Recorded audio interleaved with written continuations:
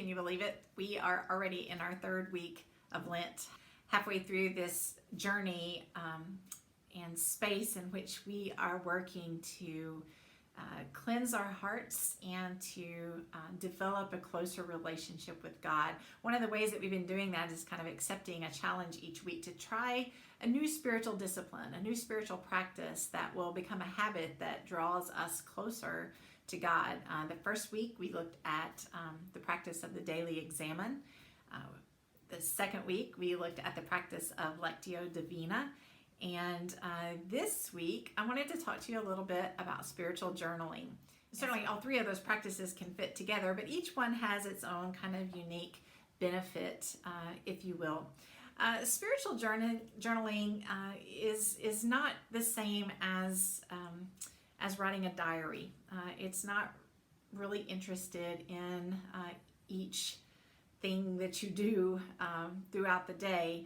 But it is a recording of your faith journey. It is a look back at your day, maybe through the lens of your faith, and looking specifically at the places where you and God interacted and encountered one another in ways that were powerful and reflective.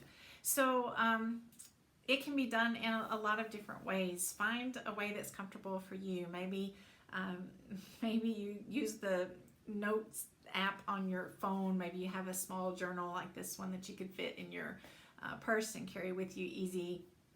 However you want to do it, just a notebook, scrapbook format, fill it with clippings and things that are inspirational to you.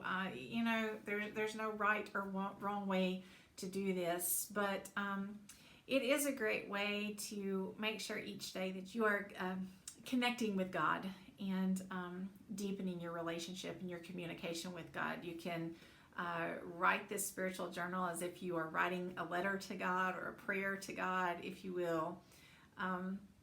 And so the important thing is to just write every day.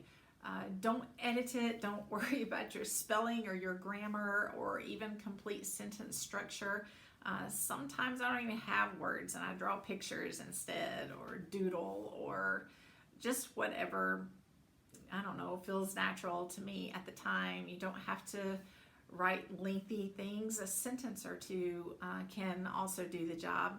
But one of the other benefits that kind of come from spiritual journaling is I know how important it was to me after my grandmother passed to find some of the writings that she left behind, to get to read her thoughts on her faith and how her faith and her life intersected.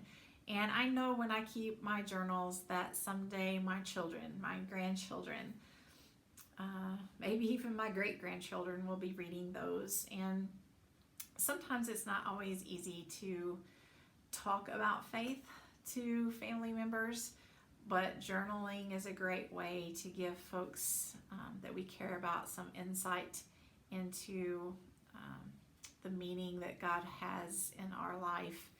And I think that's a pretty powerful gift to pass on. So I hope that you'll give spiritual journaling a try.